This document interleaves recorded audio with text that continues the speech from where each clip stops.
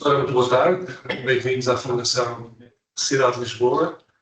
Hoje temos o grato prazer de acolher aqui uma iniciativa da Associação Portuguesa dos Arquivos Históricos Privados, com quem temos vindo a manter uma profícua e excelente colaboração, e justamente é desta associação que veio a iniciativa de promover aqui um encontro sobre arquivos particulares, sob o título arquivos particulares, diferentes situações, diversas soluções. Diz aqui que era uma mesa redonda, mas ela vai ser mais em formato linear, e temos na mesa um grato prazer, se me permitem, a doutora Madalena Arruda Garcia, aqui connosco, também a doutora Lígia Martins, arquivista da Biblioteca Nacional, coordena o Serviço de Reservados e organizou obras de referência como guia preliminar dos fundos de arquivo da Biblioteca Nacional, em 94, tem um percurso centrado na preservação e descrição do património arquivístico e bibliográfico nacional. Esqueci de referenciar a doutora Madalena Arruda Garcia, é arquivista aposentada da Torre do Tom, ex-diretora e ex-diretora dos serviços arquivísticos no Instituto Português de Arquivos, e dedicou uma década à transcrição integral dos diários de Oliveira Salazar. A doutora Rosa Azevedo, também da Torre do Tom, aqui presente, muito agradeço a sua presença, e o doutor Paulo Batista, arquivista e investigador, doutor pela Universidade de Alcalá de Henares, especializado em arquivos de arquitetura. Atual diretor do Arquivo Nacional da Torre do Tom, é académico correspondente da Academia Portuguesa da História e investigador do CIDEUS, da Universidade de Évora. Ainda a presença do engenheiro Luís Vasconcelos e Sousa, presidente da Associação dos Portugueses dos Arquivos Históricos Privados e detentor, ele próprio, de arquivo histórico. E por último, mas não menos importante, o Dr. Luís de Sousa Macedo, presidente da Assembleia Geral da Associação e detentor também de arquivo histórico. É um tema, como eu estava a dizer há pouco a um amigo meu, que seguramente interessa muito mais pessoas do que nós podíamos imaginar. E, portanto, pela proximidade que muitos de nós temos, do ponto de vista pessoal, familiar ou profissional, com os arquivos, mas também sobre uma reflexão que todos devemos fazer sobre o que é que estes arquivos, muitos deles têm informação preciosa, que interessa não só a historiadores, mas também a muitas pessoas que se interessam por aquilo que foi passado, especialmente em Portugal, relativo a determinados acontecimentos ou a determinados períodos históricos, etc., que seguramente é importante preservar, é importante conservar, mas também é importante arranjar a melhor maneira de disponibilizar essa informação a quem tiver interesse pessoal ou profissional de o fazer. E, portanto, seguramente, como dizia o subtítulo, o nome desta mesa redonda, diferentes situações, diversas soluções, é isso que nos traz aqui, porquanto temos de pensar de espírito aberto, mas, obviamente, atendendo também sempre às dicotomias entre o setor privado e o setor público, mas aquilo que nos traz em comum é o enorme interesse, não só para as pessoas mais diretamente envolvidas na matéria, mas também, eu diria, para o próprio país. Temos a capacidade de saber o que existe e de melhor conhecer para diversos fins. Dito isto, e agradecendo de novo, não só a todos os participantes aqui nesta grande roda, mas a todas as pessoas que vieram até hoje aqui à Fundação, e que eu dou as boas-vindas e agradeço a vossa presença. Eu, seguindo aqui a ordem que me deram, suponho que será a ordem que está estipulada das intervenções, tinha em primeiro lugar o Dr. Paulo Batista, que nos ia fazer a sua primeira intervenção. Agradeço de novo desde já a sua disponibilidade. Muito obrigado. Muito boa tarde a todos. Em nome do Arquivo Nacional da Torre do Tom, muito agradeço o convite que nos foi dirigido, a mim e à doutora Rosa Azevedo, a chefe de divisão do Arquivo Nacional da Torre do Tom, com quem tenho de trabalhar. A nossa apresentação vai dividir-se em dois momentos. E a primeira parte será exatamente pela doutora Rosa Azevedo, a quem desde já passo a palavra, e mais uma vez muito obrigado pelo convite, felicitando a organização deste evento pela oportunidade e pela excelência do mesmo. Muito obrigado. Boa tarde, muito obrigada pelo convite e também agradeço ao Dr. Paulo Batista a assistência na participação. A apresentação que aqui vos trago não poderia ser, com certeza, do conjunto dos fundos documentais de que a Torre do Tombo que é detentora, mas de alguma forma a demonstração de tipologias de fundos que nós temos enquadrados, que se pode dizer como arquivos privados, a questão do acesso, da divulgação e as preocupações que mantemos a esse respeito. Bom, a política de aquisições do Arquivo Nacional tem por objeto aumentar o acervo e salvaguardar a documentação de interesse nacional. Recentemente, mais propriamente na segunda metade do século XX, definiram-se critérios orientadores para a aquisição de forma continuada de arquivos pessoais, de família, considerando a relevância da pessoa, da família, do ponto de vista económico, social e cultural. Quero também aqui acrescentar que existe um instrumento do qual está aqui o Dr. Pedro Penteado, que motivou e incrementou também a sua execução, que é um instrumento, que é uma grelha de política de aquisições de arquivos. Eu posteriormente explicarei qual a razão e a importância desse instrumento.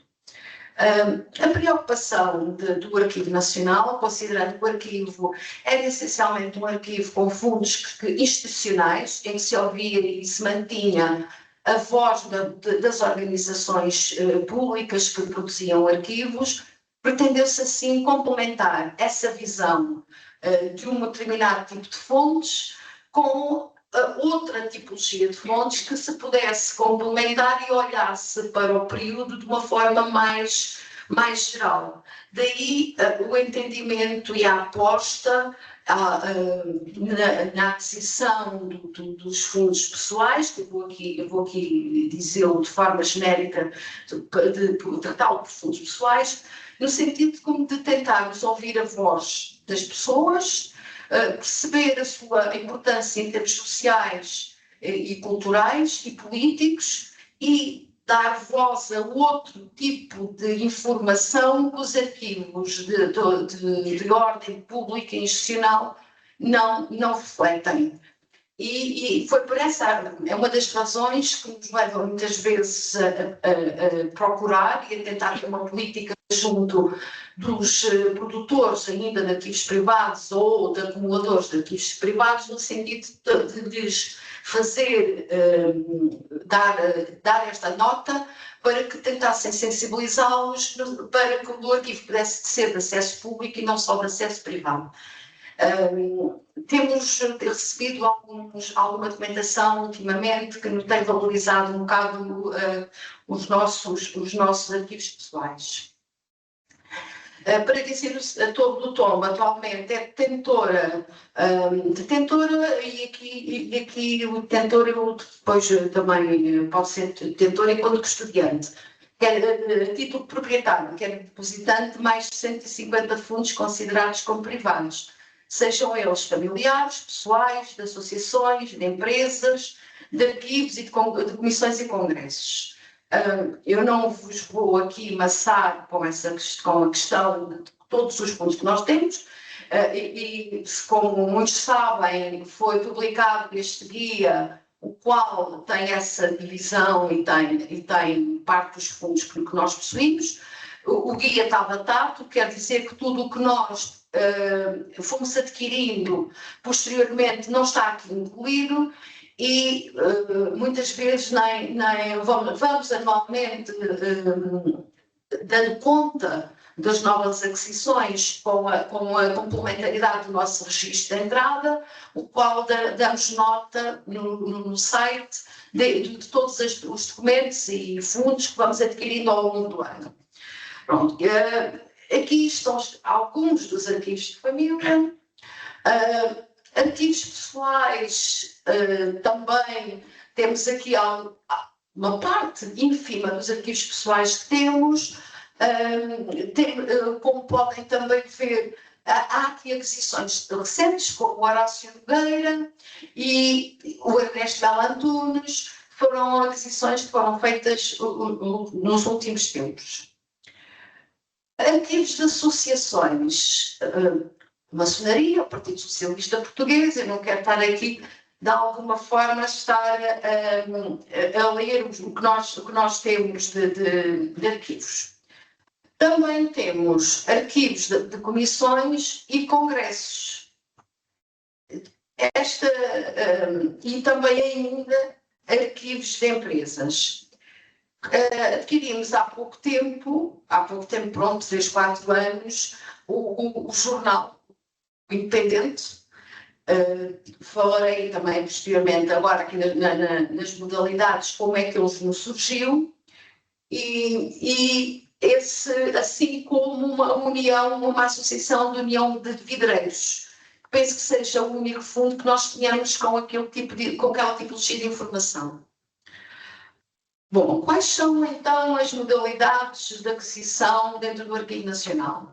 A compra, já efetuámos a aquisição da Casa de Lafões, foi que tivemos o prazer de nos conhecer, a doação, o depósito e a dação por incumprimento. Eu fiz questão de colocar aqui a dação por incumprimento, que foi o caso do Jornal Independente.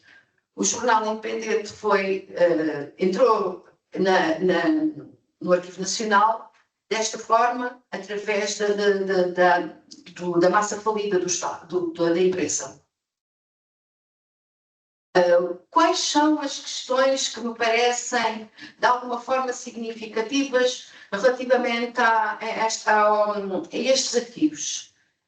Alguns dos arquivos institucionais trazem também, dentro deles, parte de arquivos pessoais. Depois, a sensibilização dos produtores, colecionadores ou colecionadores, que este tipo de arquivos podem também ser alvo de eliminação, já que a totalidade da documentação poderá não conter informação de caráter permanente que ele qualifique como histórica. E que para salvaguardar essa informação, e essa informação hoje não é só analógica, vem também noutros suportes, é preciso tecnologia e uma quantidade de verba assinalável para alocar a esses meios. No que diz respeito ao acesso, eu vou tocar aqui algumas, são poucos minutos, colocar aqui algumas questões. O acesso temos muitas vezes questões dos utilizadores, porque o acesso, no caso do depósito, depende do contrato de depósito. E o proprietário pode, no contrato de depósito, deixar escrito a forma como pode ser o acesso e como pode ser efetuada a reprodução.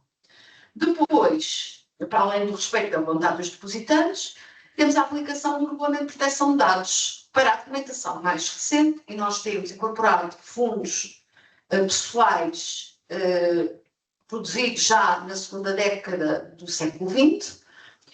Para a documentação mais recente, nós temos obrigatoriamente de aplicar o Regulamento de Proteção de Dados.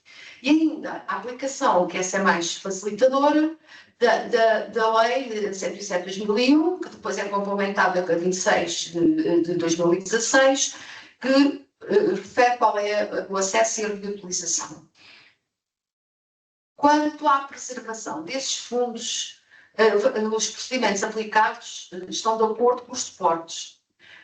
Os analógicos e em pergaminho têm um tipo de procedimento, e há pouco o que eu referi são os arquivos produzidos em suportes digitais que precisam de ser incrementados em plataformas um repositório de objetos digitais autênticos que garantam a sua preservação e o seu acesso de forma continuada como informação que é autêntica e fidedigna. O que quer dizer que, e isto estou a relacionar com o que disse anteriormente relativamente à iluminação, que o facto de nós preservarmos informação em formato digital, que não é toda ela de caráter permanente, ou poderá ter uma avaliação e não ser considerada dessa forma,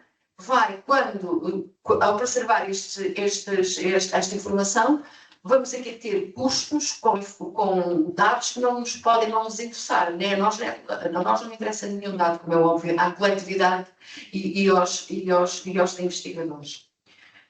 Às vezes, os produtores, os depositantes, nós temos agora processos em curso a esse nível de doações que nos estão a fazer de pessoas que têm arquivos e as pessoas ainda estão vivas e são os próprios que nos estão a contactar. Esta sensibilização às vezes não é bem entendida e ela é necessária porque os custos são bastante elevados.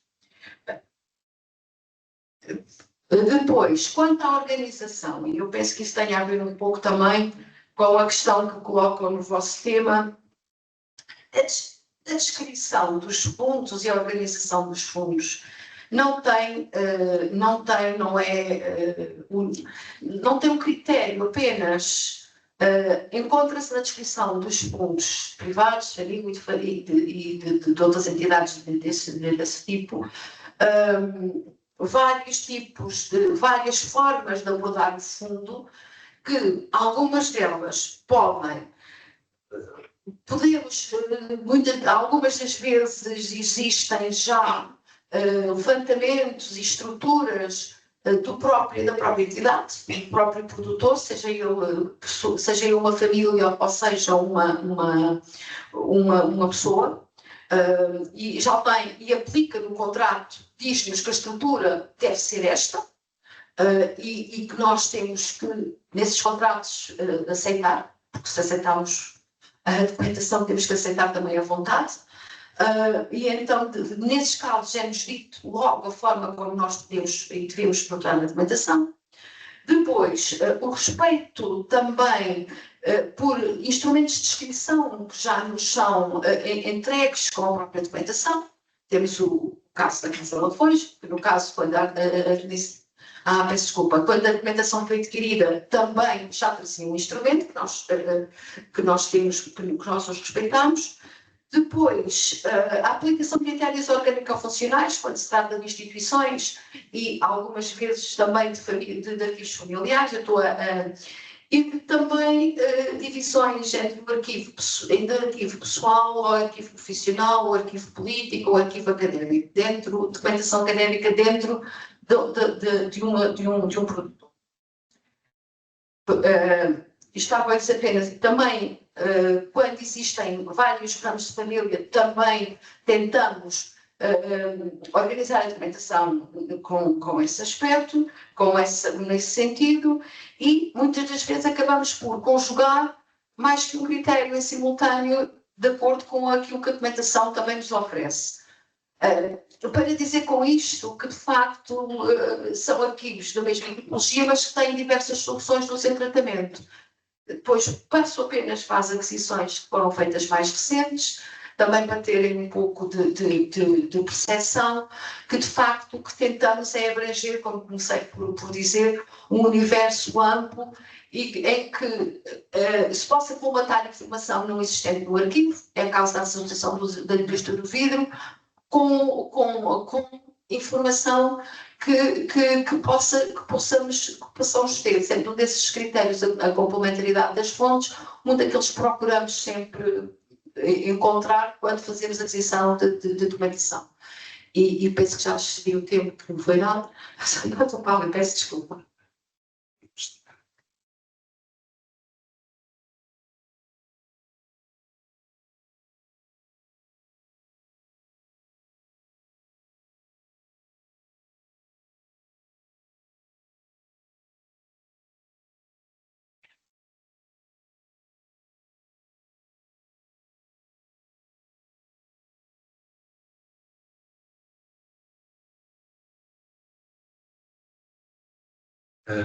Muito obrigado mais uma vez. Complementando a apresentação da doutora Rosa Azevedo, irei falar-vos mais na arquivística contemporânea, na preservação digital, nas políticas públicas e na função social dos arquivos, do que na história dos arquivos pessoais enquanto objeto de estudo. E, neste sentido, estes são os pontos que irei apresentar. Dizer que os arquivos particulares ocupam hoje um lugar central na reflexão arquivística contemporânea. Se durante grande parte do século XX a atenção dos arquivistas concentrou-se sobretudo nos arquivos públicos e administrativos, assistimos atualmente a um reconhecimento crescente da importância dos arquivos produzidos por indivíduos famílias, empresas, associações, cientistas, artistas e outras entidades privadas. Esta mudança não resulta apenas da ampliação de interesses historiográficos, mas também de alterações mais profundas na própria arquivística, que passou a olhar para os arquivos não apenas como instrumentos, ferramentas de prova administrativa, mas igualmente como testemunhos da experiência humana, da memória social e da construção das entidades coletivas. Temos aqui um conjunto de autores que, no fundo, suportam esta apresentação e dizer também que, apesar desta revalorização dos arquivos particulares, é que assistimos, mostrando que eles são elementos absolutamente fundamentais para compreender as sociedades contemporâneas, ainda assim, esta valorização não elimina os problemas, que são muitos que irei apresentar. Pelo contrário, quanto mais reconhecemos a importância dos arquivos particulares, mais evidentes se tornam os desafios, e são muitos que os mesmos encerram.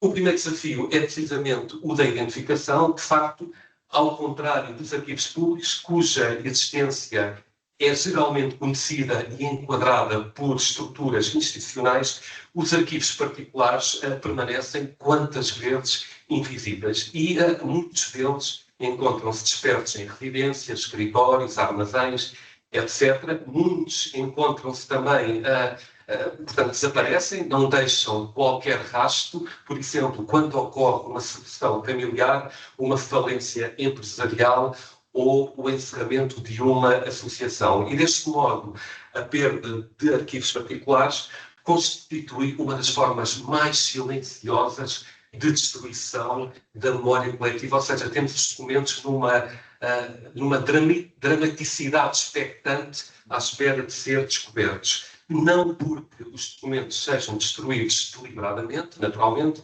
mas porque ninguém, muitas vezes, reconheceu atempadamente o seu valor. E é por isso que as políticas públicas devem privilegiar mecanismos de identificação precoce, inventariação, sensibilização dos produtores e dos seus herdeiros. Um segundo desafio diz respeito à gestão. De facto, os arquivos particulares apresentam uma grande diversidade de estruturas, formatos, contextos, etc., de produção e, em rigor, não existem dois arquivos pessoais iguais, não existem duas famílias que acumulem documentação da mesma forma, não existem duas empresas que produzam exatamente os mesmos registros. E tudo isto, esta grande diversidade, existe metodologias suficientemente rigorosas, por um lado, para preservar a autenticidade, mas, por outro, também suficientemente flexíveis para respeitar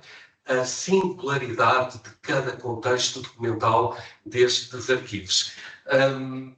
Gosto muito de citar Luciano Durante, que nos recorda que o valor arquivístico de cada arquivo depende da preservação dos vínculos que unem os respectivos documentos às atividades que lhes deram origem, ou seja, o contexto de produção. E nos arquivos particulares, esta tarefa é frequentemente mais complexa, porque são múltiplos os contextos de produção, quantas vezes sobrepostos e também, inúmeras vezes, poucos documentados. Portanto, por tudo isto, a gestão de um arquivo particular exige um profundo trabalho de contextualização, ou seja, não basta organizar documentos, isso não é o fim, é o princípio, é necessário compreender trajetórias de vida, relações familiares, percursos profissionais, redes de sociabilidade e processos de acumulação documental. Um terceiro desafio tem que ver, a minha colega acabou de falar, com a questão da preservação. Tradicionalmente, os desafios nesse sentido eram inúmeros, a questão da umidade, incêndios, problemas biológicos, más condições de acondicionamento ou o simples abandono. Todavia, apesar destes riscos continuarem a existir, enfrentamos agora um problema que se junta aos anteriores, a questão da preservação digital. E, cada vez mais, a memória pessoal e institucional é produzida exclusivamente em formato digital. Ou seja, quanto mais contemporâneos são estes arquivos, maior é o peso da dimensão digital. E, de facto, temos correspondência eletrónica, fotografias digitais, documentos armazenados em nuvem, redes sociais, aplicações de mensagens instantâneas, plataformas colaborativas que passaram a integrar os arquivos pessoais e os arquivos organizacionais. Portanto, esta questão já não se remete apenas à conservação de documentos, a questão é cada vez mais como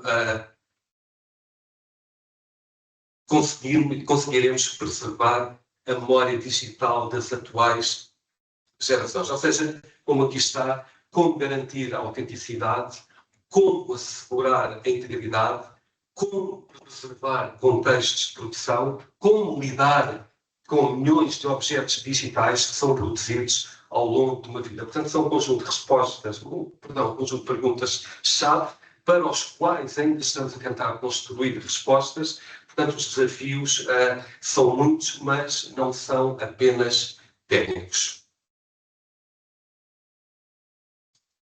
São também políticos, como aqui está, ou seja, a experiência internacional demonstra que os países que mais avançaram na preservação dos arquivos particulares desenvolveram políticas públicas específicas para a proteção dos mesmos. E essas políticas incluem, como aqui está, programas de inventariação, incentivos à doação e ao depósito, mecanismos de classificação patrimonial, apoio técnico aos proprietários, programas de digitalização e redes de cooperação entre arquivos, bibliotecas, museus, universidades, etc., ou seja, instituições de memória. E, em muitos casos, a preservação não depende apenas da transferência da propriedade. Depende muito mais, quantas vezes, de relações de confiança entre instituições e detentores dos arquivos. Ou seja, a lógica contemporânea já não deve ser, naturalmente, apenas a da incorporação, mas também, cada vez mais, da cooperação. Isto é, o que, por sua vez, se mete para outra questão, nem todos os arquivos precisam de sair do contexto onde foram preservados, onde foram produzidos, para serem preservados adequadamente. Estou quase a terminar, mas outro desafio particularmente importante é o do acesso, e os arquivos particulares colocam frequentemente questões muito delicadas relacionadas com a privacidade, os direitos de personalidade, proteção de dados e direitos de autor. E, de facto, cada vez mais a sociedade contemporânea valoriza simultaneamente, por um lado, a transparência e, por outro, a proteção da esfera privada. E por tudo isto, os arquivistas encontram-se numa posição particularmente exigente. Por um lado, garantir o acesso ao património documental, por outro, sem comprometer os direitos fundamentais. E este equilíbrio será cada vez mais crescente, cada vez mais importante, à medida que os arquivos digitais incorporarem volumes crescentes de informação sensível. Mas se os desafios são numerosos, também as oportunidades são igualmente extraordinárias. De facto, é nos arquivos particulares que encontramos percursos digitais, percursos individuais, é nos arquivos familiares que encontramos estratégias de mobilidade social, é nos arquivos empresariais que encontramos processo de inovação económica, é nos arquivos associativos que encontramos formas de participação cívica, é nos arquivos científicos e culturais que encontramos os processos de criação intelectual. Ou seja, os arquivos particulares permitem construir uma memória mais plural, mais inclusiva e mais representativa da diversidade social. E, para terminar, os arquivos particulares, portanto, não são apenas fontes de história, são património, são recursos para a investigação, são instrumentos de cidadania, são espaços de construção de identidade e são, sobretudo, elementos fundamentais para a preservação da diversidade das experiências humanas. Bom, permitam-me concluir com uma ideia simples, ou seja, durante muito tempo a arquivística preocupou-se, sobretudo, em preservar aquilo que as instituições faziam. Hoje sabemos que, sendo igualmente importante, também não é menos importante preservar aquilo que as pessoas viveram. Dito de outra forma, o futuro dos arquivos particulares dependerá da nossa capacidade para desenvolver políticas públicas eficazes, metodologias adequadas à complexidade digital e estratégias de cooperação que envolvam produtores, detentores, investigadores e instituições de memória, porque preservar arquivos particulares não é, como já referi, apenas conservar documentos, é garantir que a sociedade, a memória da nossa sociedade permanece tão diversa quanto a própria sociedade. Termino com as referências fortes desta apresentação. Muito obrigado.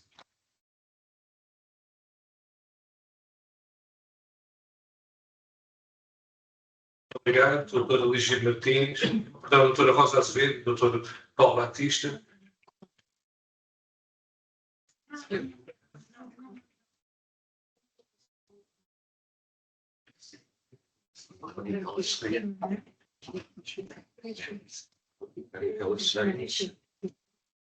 Tenho o grato gosto de passar a palavra então à doutora Lígia Martins. Muito obrigado. Gostaria de começar por saudar todos os presentes e agradecer o convite para a Biblioteca Nacional estar a participar nesta mesa redonda. Agradecer também à doutora Paula Gonçalves, subdiretora-geral da BNP, por me ter confiado este trabalho, e ainda à doutora Ana Cristina Silva, pelo apoio dado na elaboração do texto. Tanto a doutora Paula como a doutora Ana Cristina estão aqui presentes e agradeço muito todo o apoio.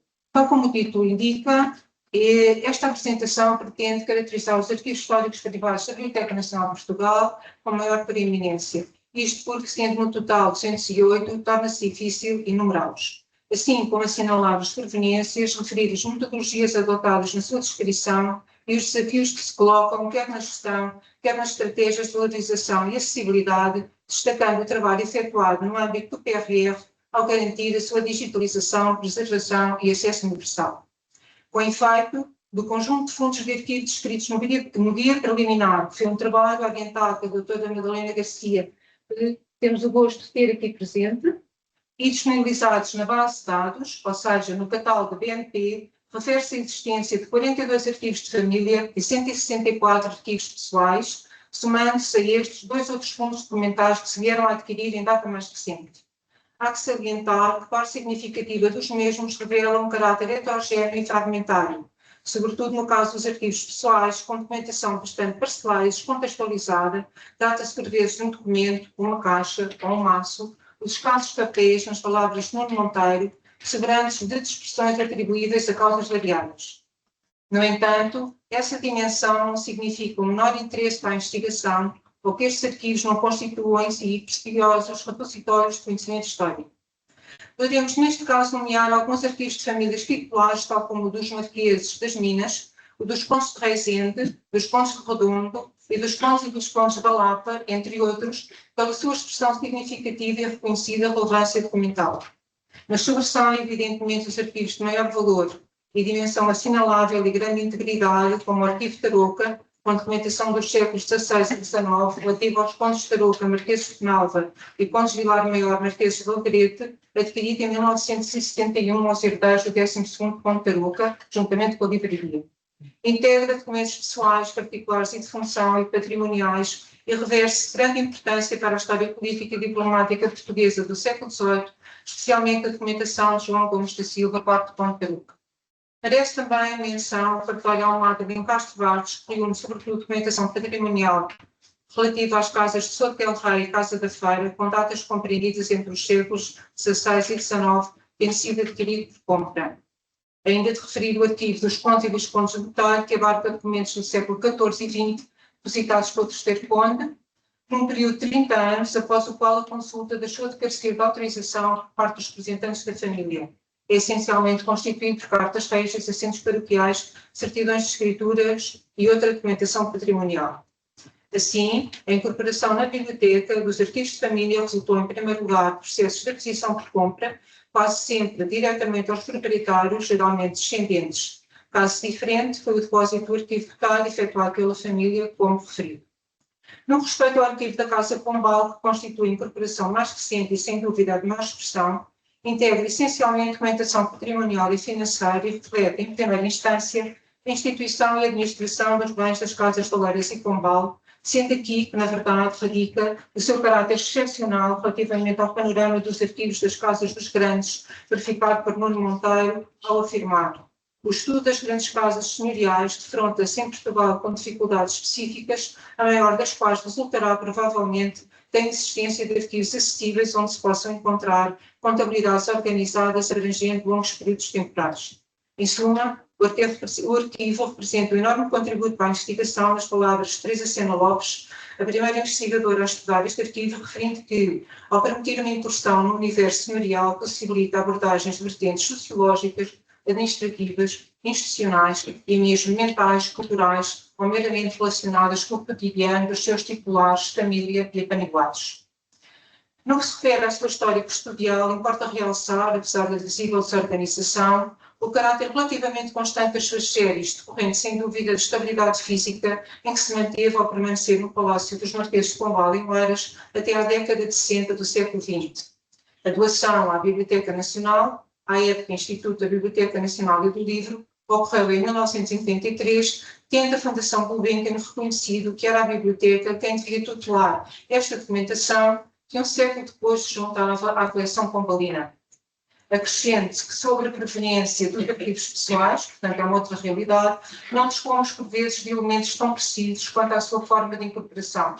Estando omissos os registros de entrada, mas ainda assim pode-se afirmar que prevalece a aquisição por compra. Constitui uma das poucas exceções a documentação do segundo Visconde de Faria, António Portugal de Faria, doada à Biblioteca Nacional, abrangendo 11 caixas que integram correspondência, apontamentos e outros documentos que colecionou. Por outro lado, é uma realidade marcante a existência de uma enorme permeabilidade entre a documentação das coleções de manuscritos e os arquivos em termos de política de aquisições e de incorporação. Facto que, consequentemente, está na origem de alguma dispersão dos arquivos pelas coleções reservadas, sobretudo nos códices e em manuscritos avulsos. É deste exemplo significativo o arquivo Mozinho da Silveira, documentação encadernada em livro, e por essa circunstância integrada na coleção de códices. Não nos propusemos contrariar esta característica por se considerar que nem sempre a transferência de documentos, significando a sua reunião física, representa uma solução benéfica. Desta forma, ter em conta as razões e a história dos respectivos trajetos, o significado que acarretam na instituição tutelar, assim como as novas conexões que os documentos adquiriram ao longo do tempo e que poderão fornecer múltiplas pistas e interpretações, tem resultado em vantagens mútuas.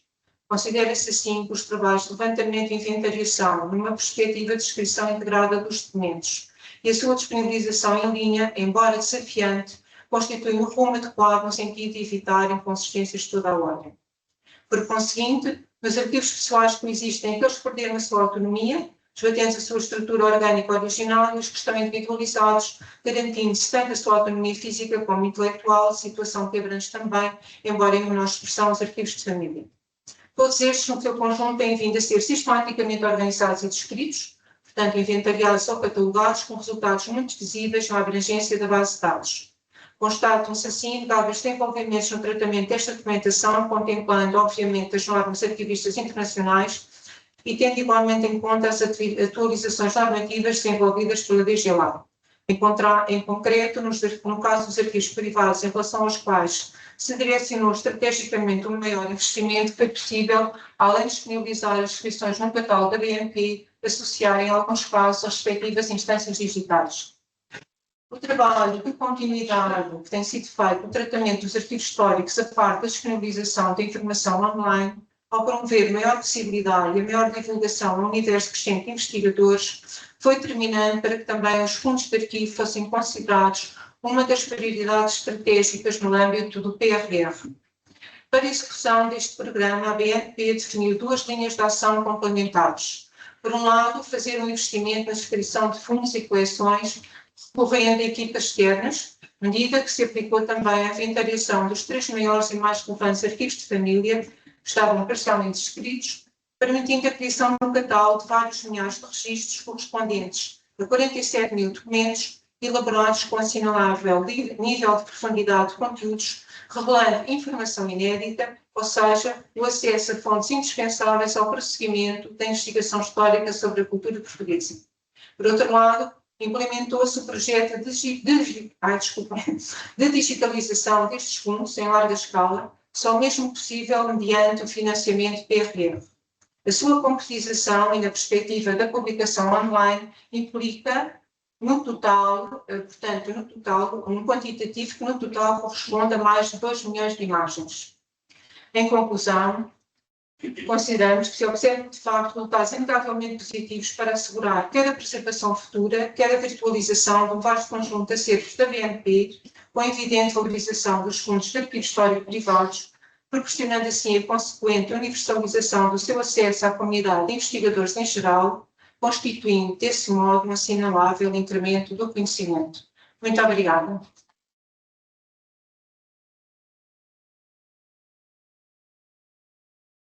Obrigado, doutora Luísa Martins. Eu não referi no início, mas eu suponho que será talvez mais interessante reservarmos depois para o final da apresentação do mundial algumas questões que serão colocadas. Bom, então tinha um grande prazer de convidar agora a sra. Doutora Madalena Arruda Garcia para fazer a sua intervenção. Muito obrigado, doutora, por isso. Muito obrigado.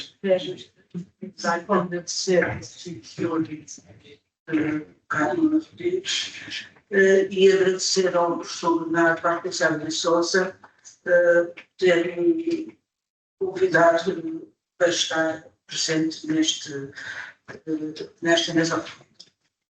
Eu apresento o meu estudo na elaboração da Lei de Bases do Património Cultural, do património cultural, que foi coordenado pelo professor Sérgio Correia.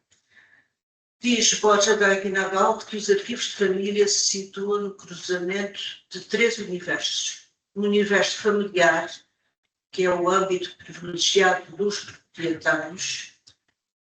Em segundo lugar, as políticas públicas do património cultural. Em terceiro lugar, as próprias técnicas do trabalho profissional. A minha comunicação cinge-se ao segundo aspecto, às políticas públicas do património cultural. A Lei nº 107, de 8 de setembro de 2001, define as bases da política e do regime de proteção e valorização do património cultural, pode constituir um importante instrumento para a salvaguarda dos arquivos privados. As medidas preconizadas no diploma visam todos os bens portadores de interesse cultural que devam ser objeto de especial proteção e valorização.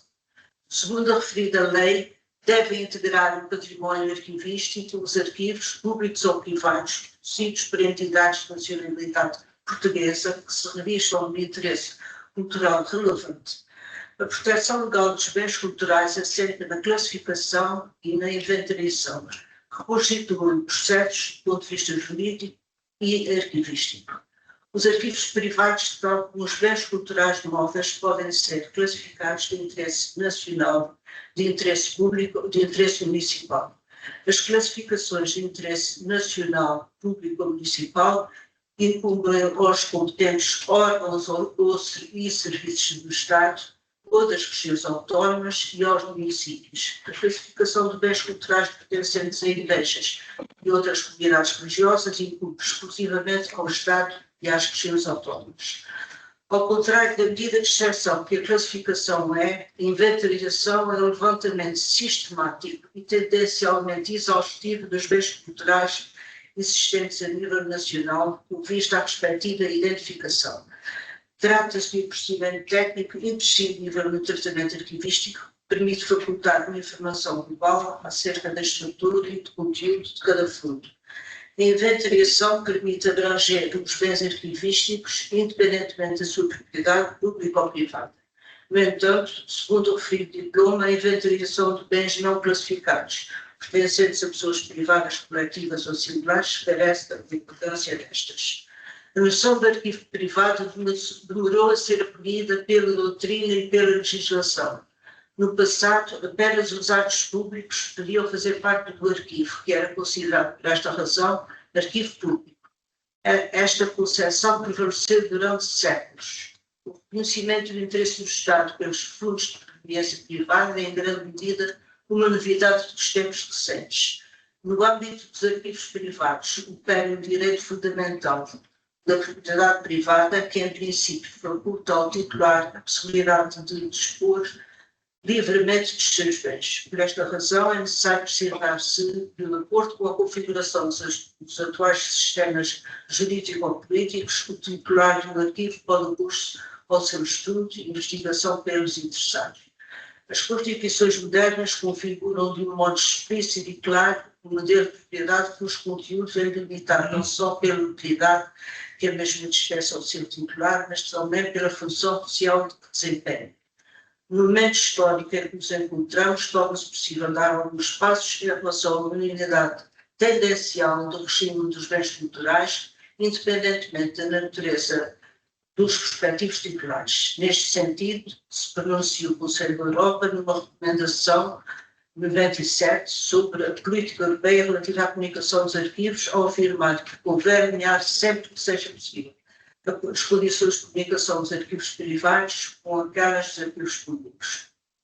Algumas questões relativas à natureza jurídica do produtor, à custódia e ao acesso, vestem particular complexidade e devem, por esta razão, merecer uma atenção especial. No caso dos arquivos de titulares de cargos políticos, o caráter exclusivamente privado desses arquivos é problemático. Nos antigos arquivos pessoais ou de família existiram desde sempre documentos de natureza pública que derivaram de funções, de cargos ou de ofícios desempenhados. A conservação privada de documentos, que hoje se designam como atos públicos, era absolutamente normal. Contudo, há indícios de que no passado tenha sido tentada a restituição desses atos. As instruções de Filipe II para o arquivo de Simancas, datadas de 1588, referem a obrigação do arquivista procurar, junto dos herdeiros e dos ministros de Cruz, documentos relativos aos cargos e ofícios por eles desempenhados. A regra segundo a qual os agentes de Estado eram obrigados a transferir os papéis produzidos no decurso das suas atividades foi retomada no século XIX. Na impossibilidade de impor o princípio de devolução ao Estado dos papéis dos seus agentes, textos pontuais instituíram procedimentos para a reivindicação de documentação militar e diplomática. O problema fundamental dos arquivos dos titulares de cargos políticos continua a ser de conciliar direitos e interesses antagónicos, os direitos individuais à propriedade privada e à privacidade e os direitos coletivos, o interesse e o acesso públicos. Uma coisa é certa, a noção de documento público aparece cada vez mais associada ao mandato e quem tem uma parcela da autoridade pública produz documentos públicos.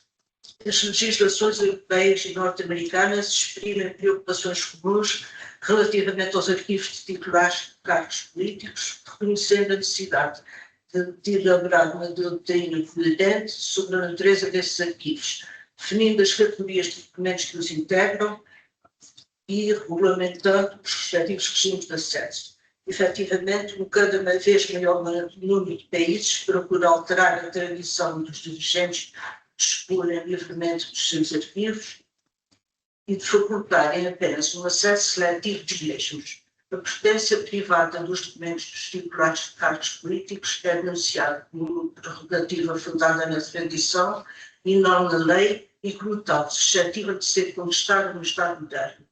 Os argumentos invocados consistem na necessidade de assegurar a continuidade dos assuntos governativos e o dispor de fundos essenciais para o conhecimento da história e de permitir ao cidadão o controle a posteriori da condução dos assuntos públicos. Trata-se ainda de evitar que os governantes que se submeteram à vontade dos eleitores se exilam aos juízes da história. Em conclusão, uma parcela substancial do património arquivístico testemunha e ilustra o contributo de entidades privadas, pessoas singulares, famílias ou instituições na construção da memória e da identidade coletivas. Porque os arquivos são uma fonte única de informação, é fundamental criar para que, cada vez maior número de particulares, tomem consciência do significado e da segurança arquivística, sentido de responsabilidade e motivação para proteger, valorizar, utilizar e disponibilizar esse património, sempre que estejam em causa fins de investigação, de educação, de definição cultural. O tratamento arquivístico é uma missão complexa que carece não só de instrumentos legais, mas também de recursos técnicos apropriados, e o setor privado pode não ter vocação, nem informação ou meios para preservar e tratar os seus arquivos.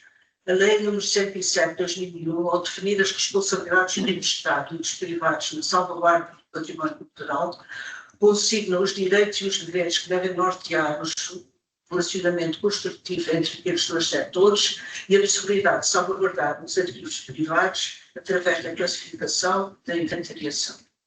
Mas no quarto dessas medidas, e para além de um trabalho permanente de esclarecimento e de sensibilização dos proprietários acerca da importância do património arquivístico que possuem, seria desejável que as relações entre o Estado e o setor privado passassem a ser norteadas por uma lógica de cooperação, de contratualização, de complementaridade. O aprofundamento da cooperação poderia prever, nomeadamente, que as despesas efetuadas pelos particulares, o tratamento dos bens classificados viessem a ser comparticipados pelo competente organismo estatal em percentagem a fixar anualmente de acordo com as respectivas disponibilidades orçamentais. Outra atualização é já um incentivo para o depósito e a doação de bens arquivísticos classificados. Poderia permitir ainda, no âmbito de regimes de incentivos e benefícios fiscais, que o proprietário que tivesse recebido uma herança, uma doação ou um legado, pudesse regularizar os direitos sucessórios devidos ao Estado através da dação de bens arquivísticos classificados. Finalmente, contribuiria decisivamente para assegurar a complementariedade entre o património arquivístico público e privado, a existência de uma rede de informação arquivística concebida como uma infraestrutura aberta à livre adesão dos proprietários e possuidores de arquivos, aos quais deveriam ser dadas todas as garantias de proteção da privacidade e dos dados pessoais, para além do apoio técnico e logístico.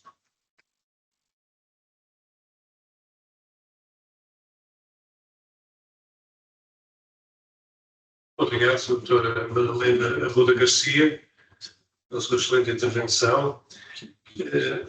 Daria agora a palavra à Associação Portuguesa dos Arquivos Históricos Privados, na pessoa do seu presidente, Sr. José Luís Vasconcelos.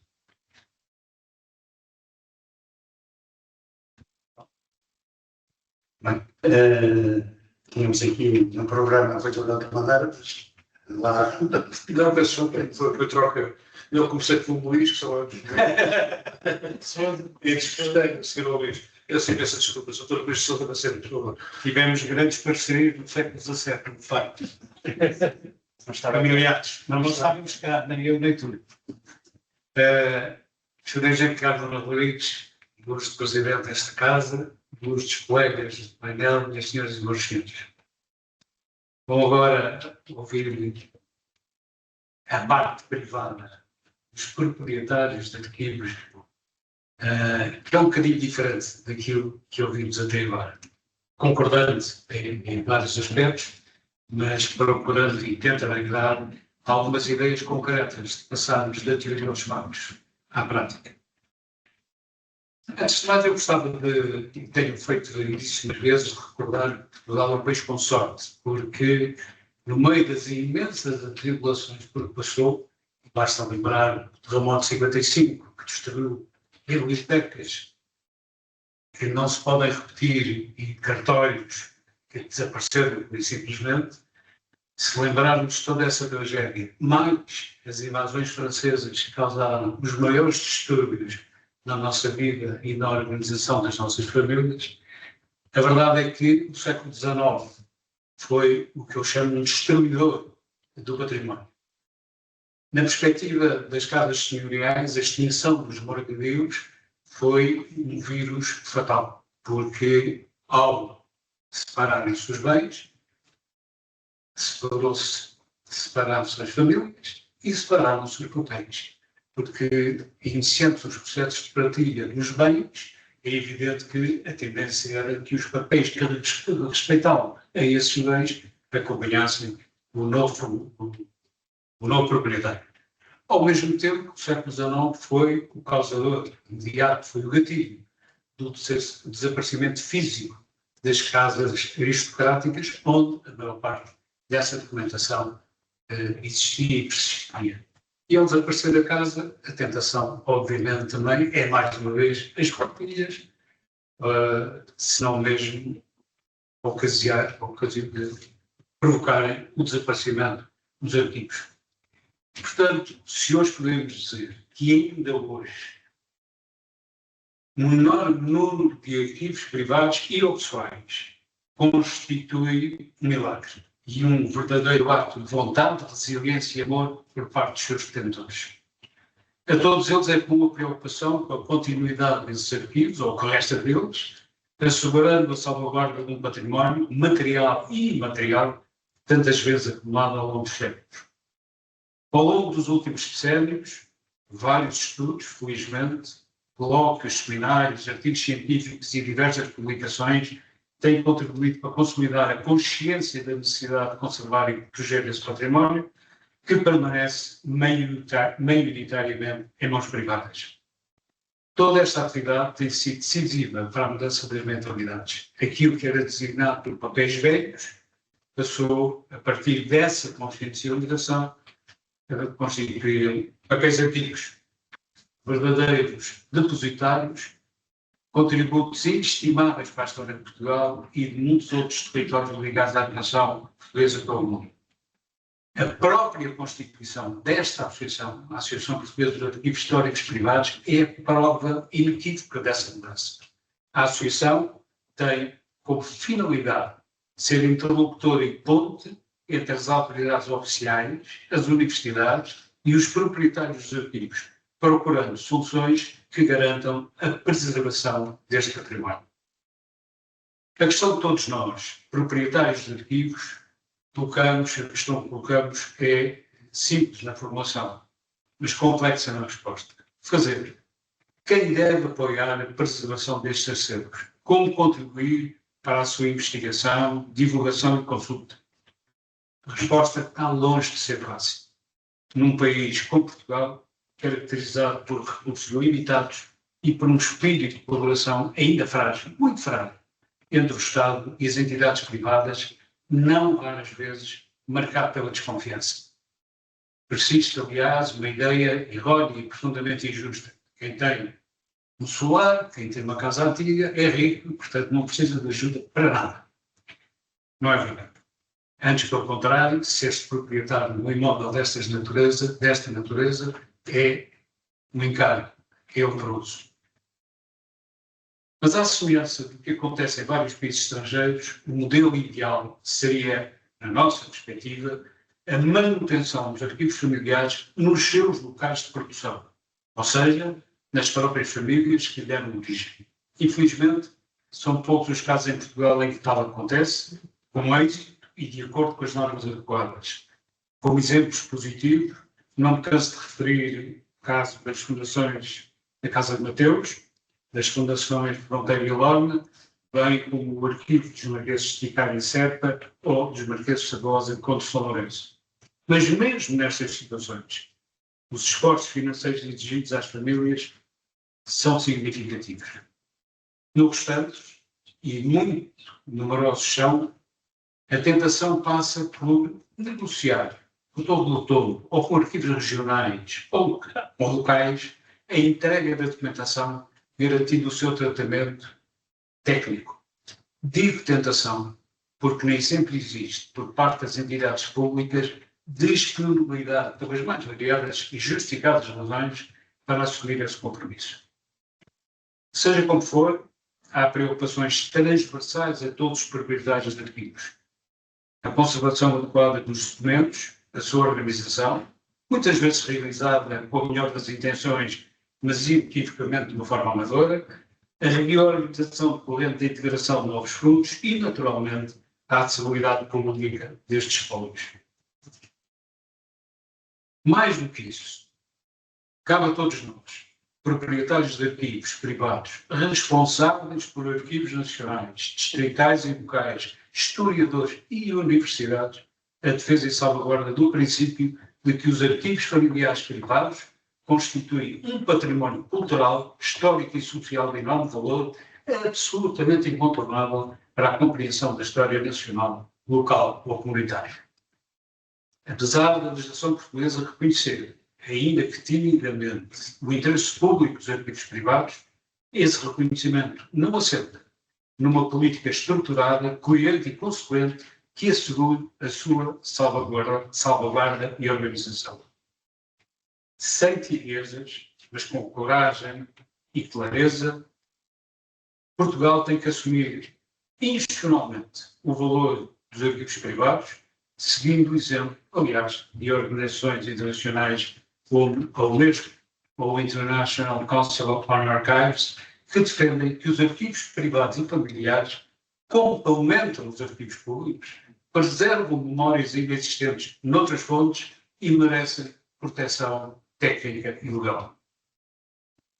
Atrevo a sugerir que um primeiro passo seja a celebração de um protocolo público onde a Associação Portuguesa dos Arquivos Históricos Privados possa e deve assumir um papel relevante e que assegure a melhor divulgação dos instrumentos já existentes, a inventariação dos arquivos existentes e a identificação dos respectivos proprietários, a criação de guias nacionais devidamente divulgados para arquivos familiares, a promoção de parcerias entre famílias, arquivos e universidades. Num segundo momento, este trabalho, e eu penso que isto pode ser feito imediatamente, basta que haja vontade política, porque da nossa parte da associação há com certeza essa vontade. Num segundo momento, este trabalho deverá ser aprofundado, seguindo o exemplo de vários países europeus que resolveram total ou parcialmente esta problemática há décadas. Será extremamente útil analisar as experiências de países como a Itália, a França, a Grã-Bretanha ou a Espanha, identificando soluções adequadas e passíveis de aplicação no contexto português. Nas diferentes legislações desses países encontram-se respostas inspiradoras para a questão maior e mais urgente: garantir no futuro uma custódia adequada e segura dos espólios documentais, evitando a dispersão de arquivos familiares e assegurando a sua indivisibilidade construída ao longo de sucessivas gerações. Os grandes princípios que orientam várias políticas estrangeiras, e eu tive a oportunidade, não digo de estudar profundamente, mas de as ler, e nomeadamente a francesa e a britânica, e que, na nossa opinião, deviam integrar o escopo de uma política portuguesa que, na minha opinião, não existe, inclui a certificação oficial de arquivos familiares de interesse cultural, a manutenção da propriedade desejavelmente na família, a flexibilidade jurídica, como aqui já foi dito, aliás, através dos vários documentos de depósito, INDAD ou cópia digital, o apoio gratuito ou a baixo custo e, eventualmente, até benefícios fiscais, a integração em redes nacionais de informação e o respeito pela vontade e pelas opiniões dos proprietários. Se assim for, neste ou em termos semelhantes, ficará afastado o maior pesadelo que nos assombra, o que desta herança acumulada e estimada com tanto desvelo por inúmeras gerações possa acabar irremediavelmente perdido. A maior dor, a maior preocupação e a maior sombra que nos aflige, proprietários de arquivos privados, é imaginar que todo este património, cuidadosamente preservado e acarinhado ao longo do tempo, possa acabar irremediavelmente disperso ou perdido.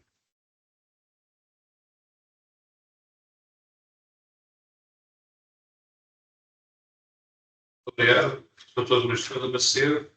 Então, agora sim, finalmente, o Presidente da Associação, o professor José Luís da Fundação de Saúde. Luís, estou a falar. Obrigado. Obrigado, Sr. Professor. eu depois desta listagem exaustiva do quadro de negociação com o Estado, eu penso que agora o passo seguinte é negociar. Já não há mais a dizer. Eu vou só contar com um pouco pormenor o meu caso. Portanto, eu não sou uma pessoa ligada desde que nasci a arquivos. Tive a particularidade de ter tido a oportunidade de comprar um arquivo que tinha sido roubado à minha família. É uma história fora de normal, deve ser uma história única, portanto eu comprei ao ladrão, ou ao intermediário do ladrão, o arquivo da minha família, que é uma história que, enfim, é um arquivo que não é pequeno, portanto é um ladrão com alguma capacidade e que me proporcionou isto. Foi que eu tive a oportunidade, tive a vontade e tinha os meios para o fazer, coisa que não acontece com muita gente.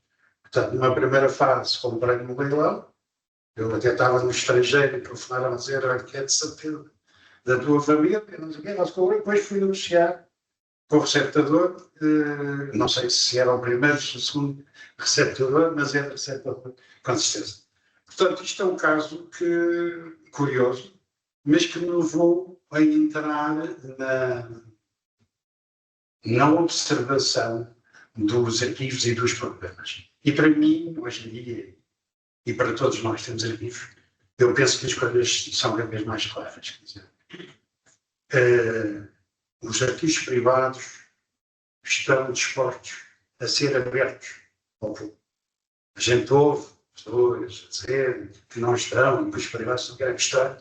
Isso é mentira. Em 90% dos casos é mentira. E é uma mentira que dita muitas vezes as pessoas depois começam a gravidar. Até podíamos fazer, no futuro, uma lista das tais recusas para a gente depois tratar se é verdade ou se é mentira.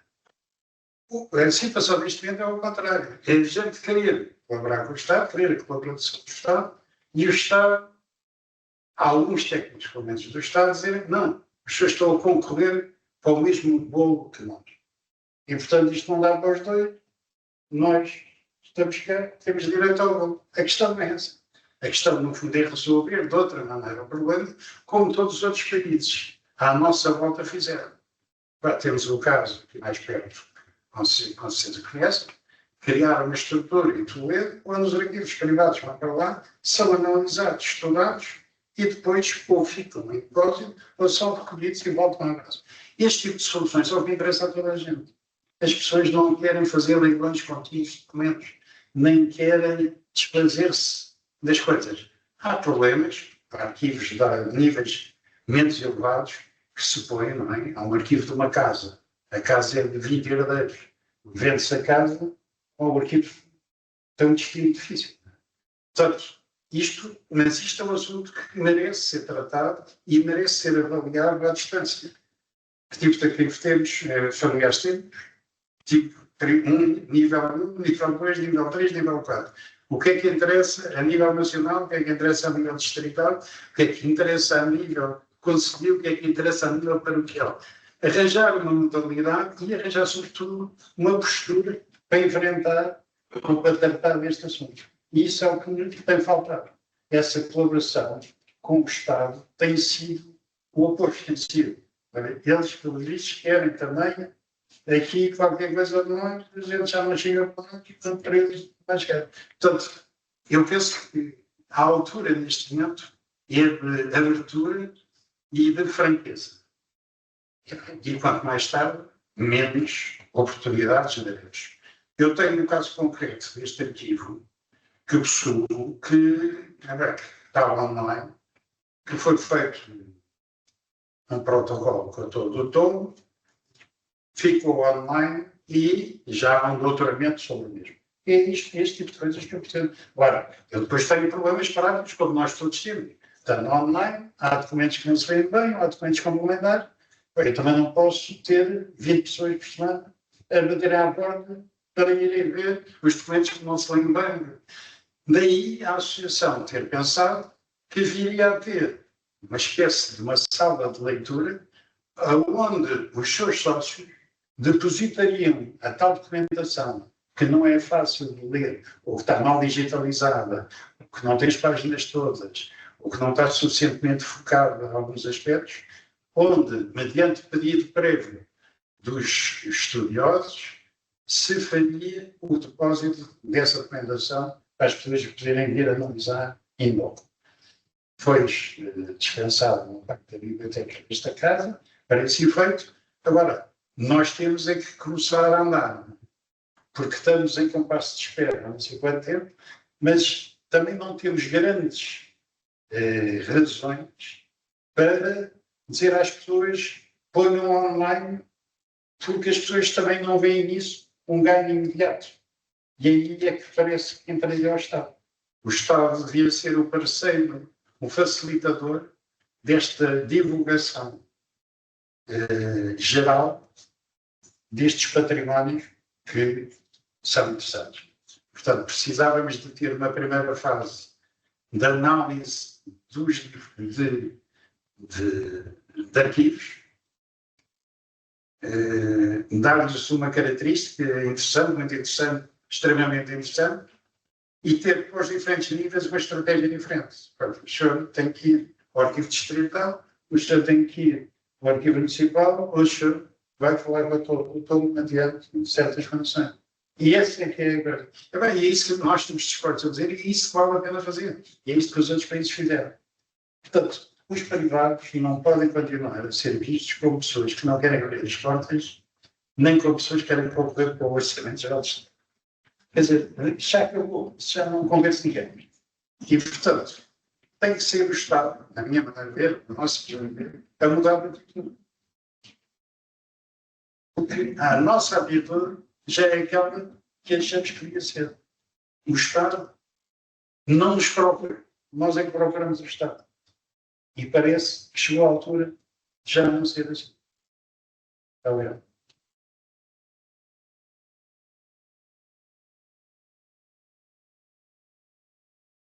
Chegamos ao fim desta ronda de intervenções. Queria agradecer e dar os parabéns a todas as intervenções belíssimas que foram feitas aqui e que dão mote agora para uma discussão.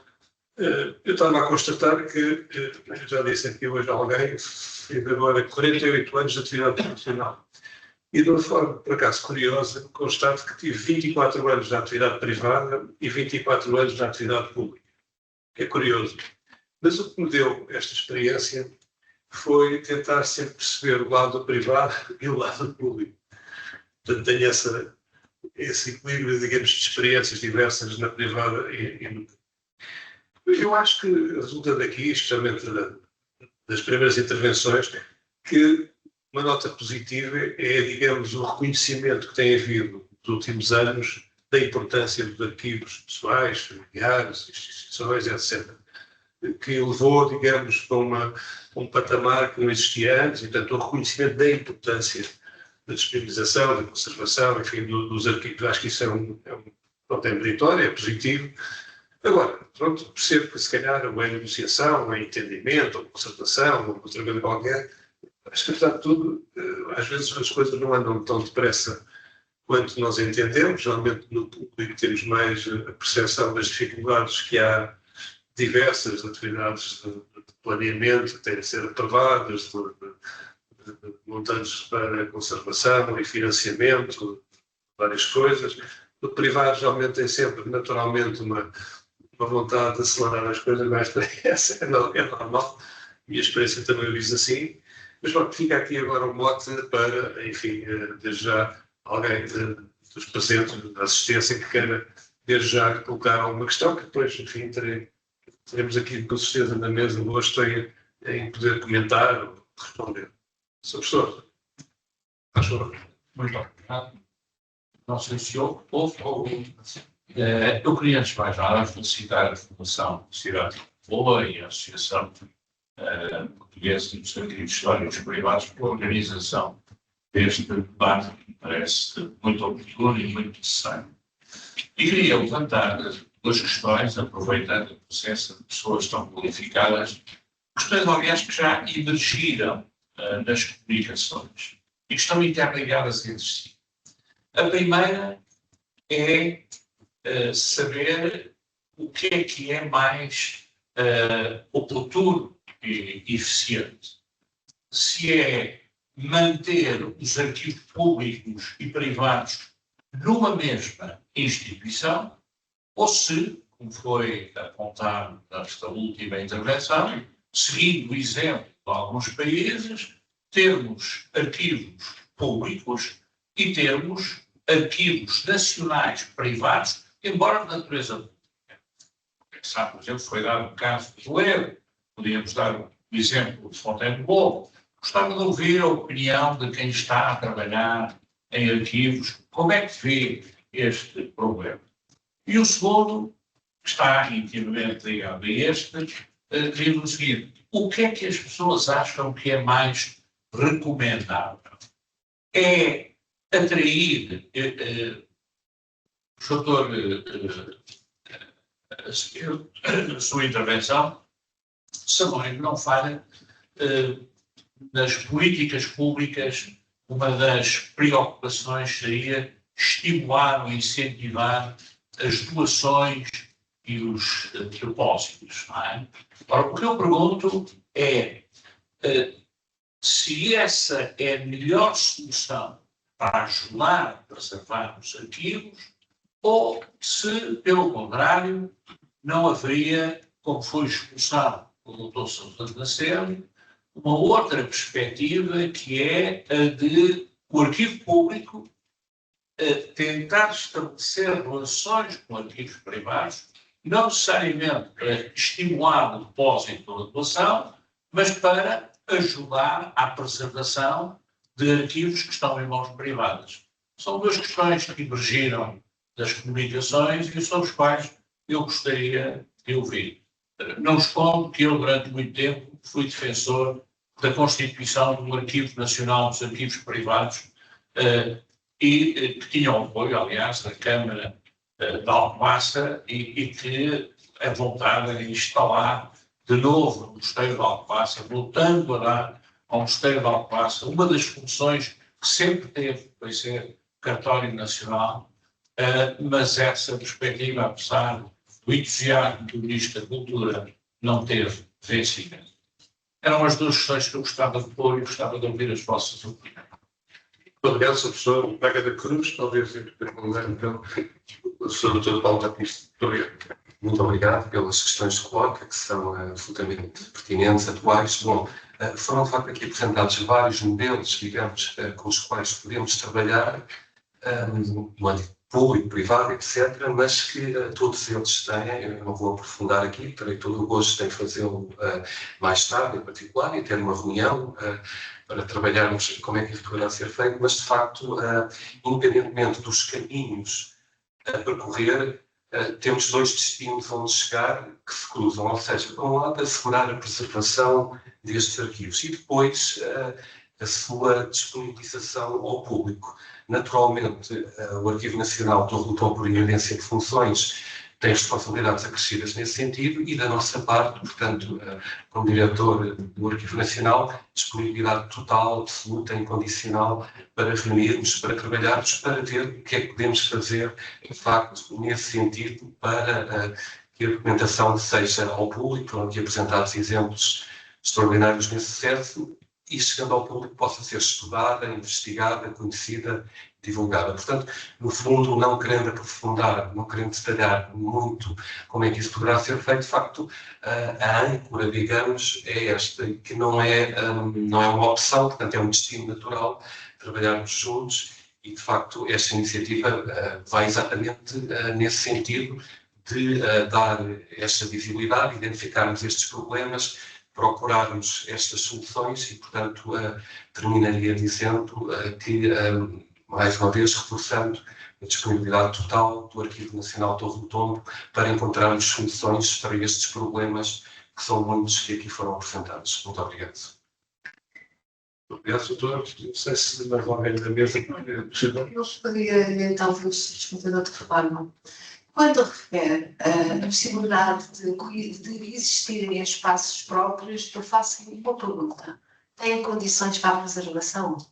É só essa a questão que devem ponderar. Preservar a documentação necessita de local com temperatura, umidade, espaço de conservação adequado, não é intervenções como muitas vezes se veem feitas, e tudo isso tem um custo que suponham que têm ideia do que é. Quando se pensa em criar estruturas, e Portugal é um país pequeno, como há pouco referido, se calhar é melhor pensar em rentabilizar as estruturas que temos e não criar mais despesa que não podemos continuar a suportá-la. Essa questão, estou a dar uma opinião pessoal, não pedi autorização ao meu superior, que está aqui à minha direita, a opinião que estou a dar é enquanto arquivista, enquanto pessoa que trabalha há muito tempo nesta zona de trabalho, que já teve em outros espaços que não o Arquivo Nacional, e que sei quanto custa preservar os documentos. Por isso, quando se pensa em criar estruturas, a primeira questão que eu coloco é: tem condições para? Muito bem. Não tem condições para? Temos que assumir que não temos e criar então aí formas de envolvimento entre o público e o privado, que o Arquivo Nacional tem a sua responsabilidade e está lá para assumi-lo, penso eu. Não tem a minha opinião pessoal sobre a pergunta que eu coloco. E não tem uma única resposta, porque depende se tem possibilidade para suportar o custo e se tem condições para ter essa documentação ou não.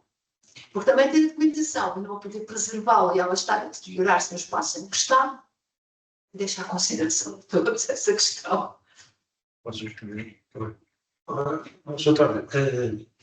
Eu penso que, na maior parte dos casos, a documentação não está assim tão mal cuidada como a senhora está a dar a entender. Não isso. Eu penso que a questão que se põe às pessoas é de outra ordem. As pessoas, no fundo, não sabem bem o que é que podem fazer para aderir a documentação.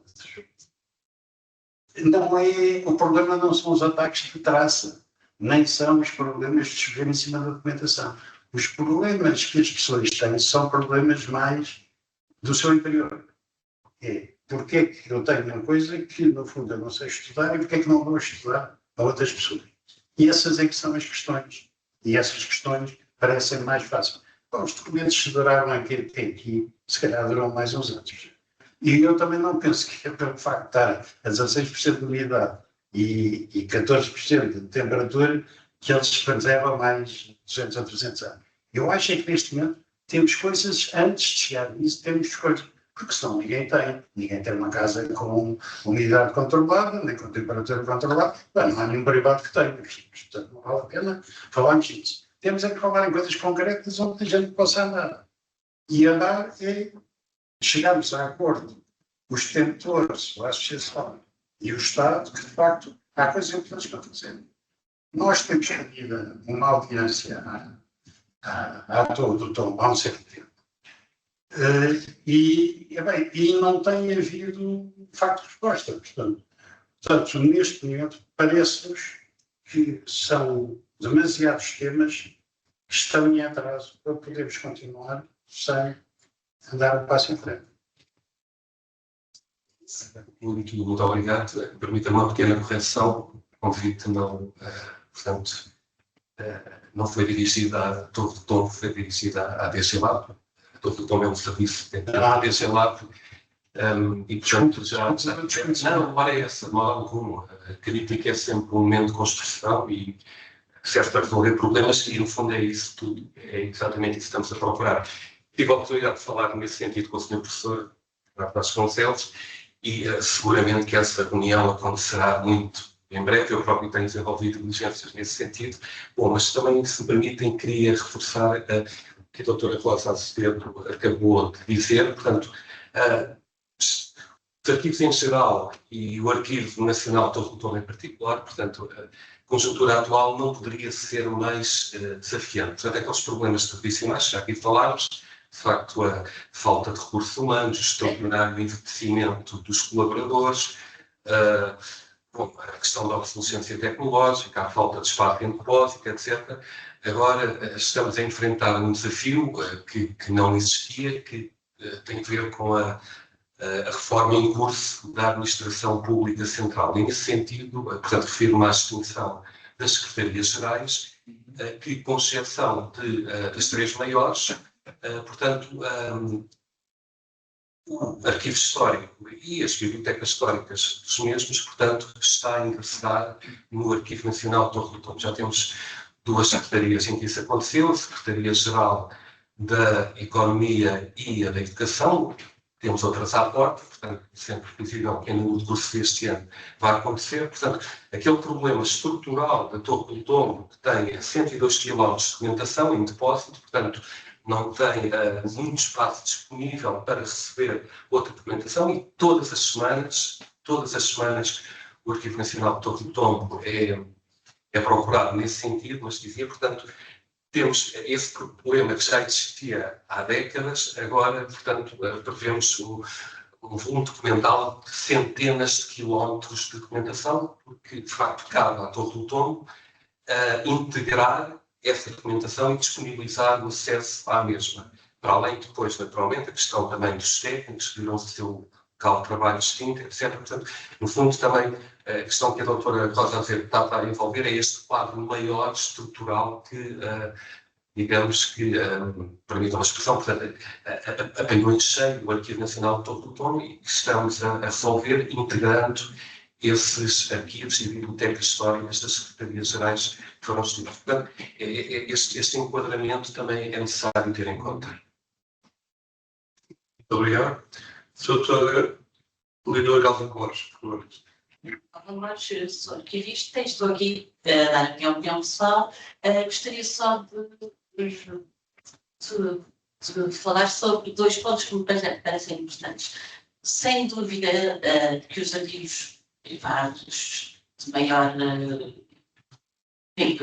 volume são muito importantes para a história da nação, do país, e isso penso que ninguém põe em dúvida. É verdade que a nossa legislação não tem acompanhado, e vou agradecer as referências respectivas que disse, porque vou fazer uma análise sobre isso, mas também penso, e agora não estou aqui a sobrepor de maneira nenhuma, que há bons exemplos hoje em dia em arquivos, por exemplo, municipais. E vou destacar aqui o exemplo da Câmara Municipal de Ponte Lima, que tem feito, e que penso que conhecem, que tem feito um trabalho notável nesse aspecto. Portanto, Torre do Tombo tem que ser envolvida, obviamente, mas se calhar há outros arquivos de outras, não vou dizer regiões, mas de poder local, que estão abertos a isso. E dou um exemplo também da Câmara de Lisboa, onde comecei a trabalhar, e eu, no Gabinete de Estudos Aluís e Impressos, nós tínhamos arquivos pessoais. Portanto, eu não me focar. Torre do Tombo e a DGLab é um interlocutor fundamental, mas às vezes, a nível local, tem outros tipos de interlocutores que estão a desempenhar um bom papel. Para além disso, não sei se contactaram ou não, e é uma sugestão, à Associação Portuguesa de Bibliotecários, Arquivistas e Documentalistas, no sentido de esta associação já teve um grupo de trabalho de arquivos pessoais e família. No último congresso, a semana passada, houve uma proposta de uma colega que, aliás, está aqui, de se voltarem, acho que foi a Cláudia Henriques que propôs, se voltar a constituir esse grupo de trabalho e, através desse grupo de trabalho, publicar também normas, um pequeno manual à ciência que tem os arquivistas franceses sobre como organizar ou como preservar arquivos particulares. E, portanto, eu não poderia, vamos dizer assim, as minhas fichas só no sítio, e sem desprimor nenhum, a Torre do Tombo para desde lá, acho que poderia haver uma pluralidade de respostas. É só isso que queria dizer. Muito obrigada. Muito obrigado. A Associação Portuguesa de Bibliotecários, Arquivistas e Documentalistas teve, há uns anos, integrado pela Maria José Moura, me permite, que tivemos N reuniões na Direção-Geral da Administração Pública para criar uma carreira de bibliotecários e de arquivistas, sem a qual não se poderia aceder à profissão. Essa carreira existiu e foi extinta por ser volta de 1910. E isso é uma perda tremenda.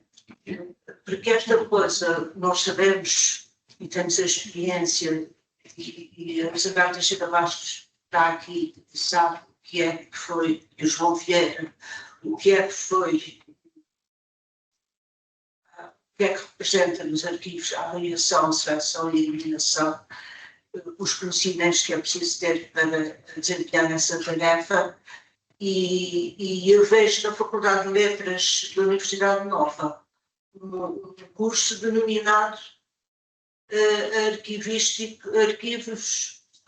históricos, como se os arquivos fossem só históricos, não tivessem uma fase corrente, intermédia e definitiva, que é uma coisa incrível.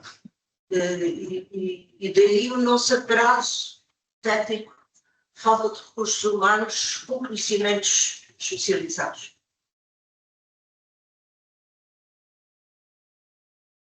Obrigado, doutor. Nota complementar? Eu acho que já tem dificuldade. Sim, senhor, então, passa a favor. Muito sou André Gancho, também estava à meio. Eu vim aqui colocar o melhor.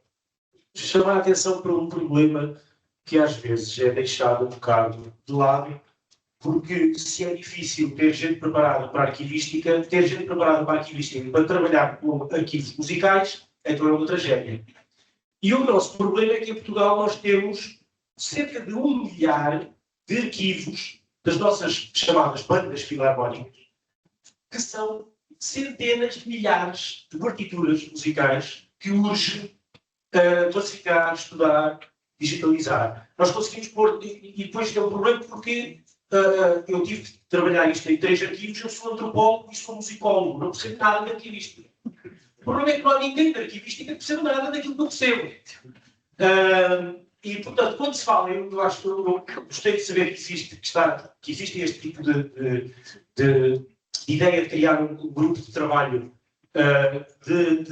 no âmbito da arquivística. Não se esqueçam de gente que sabe de música, porque para mim é traumático saber que nós já perdemos, provavelmente, dezenas de milhares de obras musicais que foram compostas por portugueses ao longo da história e que estão irremediavelmente perdidas. E não estamos a falar do terremoto, estamos a falar de coisas do século XIX para a frente. E que este são um tipo de documentação que é muito difícil de chegar a ele por várias razões. Primeiro, porque são coisas que estão escondidas e enfiadas em buracos nas associações, que não lhe ligam nenhuma até o momento em que alguém lhes vai falar sobre isso. Então, a partir daquele momento em que é a coisa mais valiosa que eles têm, não deixam ninguém ver nada daqui. E, portanto, nós conseguimos convencer uma banda destas, mais do que uma, a colaborar com o nosso projeto. Felizmente conseguimos digitalizar o espólio todo e classificar com a ajuda de ativistas da nossa universidade, mas de facto era uma coisa que eu gostava de chamar a atenção, porque de facto eu tenho lidado com isto e isto faz com que, para mim é ótimo, porque eu de repente vou a um arquivo que está muito maltratado e descubro obras que nunca ninguém ouviu falar. É espetacular, mas é triste, porque não devia ser assim, não é? Quando falamos, por exemplo, de grandes compositores como Francisco Lacerda, que foi um dos mais importantes músicos portugueses do final do século XIX e início do século XX, só para ter uma ideia, foi uma pessoa que trabalhou com o Debussy, que estreou obras de Debussy, compôs música para o Debussy. O Espólio de Lacerda foi lá descobrir obras que ninguém sabia que existiam. Porquê? Porque a pessoa que trabalhou arquivisticamente, infelizmente, não sabia nada de música. Portanto, fez o melhor trabalho que podia. Ótimo, pelo menos já era possível consultar. Mas é um tipo de material que é difícil de classificar, é difícil de trabalhar. E gostava só apenas de chamar a atenção e sensibilizar um pouco para este tipo de espólios que é arquivísticos, que são muito importantes e muito especiais. Muito obrigado. Tinha pedido o Dr. Bernardo Vasconcelos de Sousa.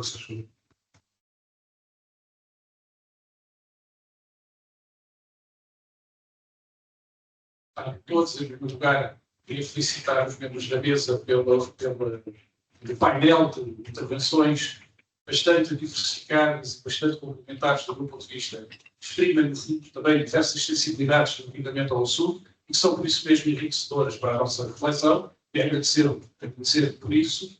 E queria dizer que não foi por acaso que o subtítulo desta mesa redonda foi diferentes situações, diversas soluções. Nós temos perfeita consciência na associação de que as situações são de facto muito diferentes e que todas, em princípio, são respeitáveis e são resultado de circunstâncias muito concretas. Eu não tenho nada contra que os proprietários, antes pelo contrário, que os proprietários mantenham os ativos em seu poder, se os puderem manter em seu poder e se os disponibilizarem em condições de acesso razoáveis, já não digo ótimos, razoáveis à investigação.